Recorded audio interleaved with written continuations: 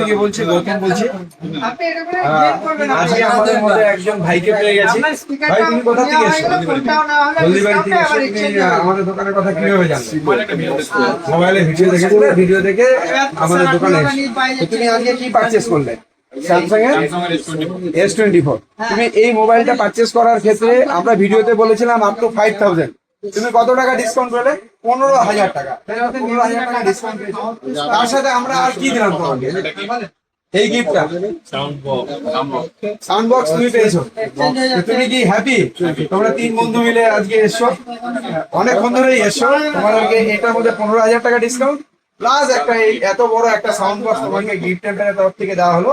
তাহলে তুমি কি মনে করো যে আমার দোকানে কেউ তোমাদের বন্ধু বান্ধবরা আসবে?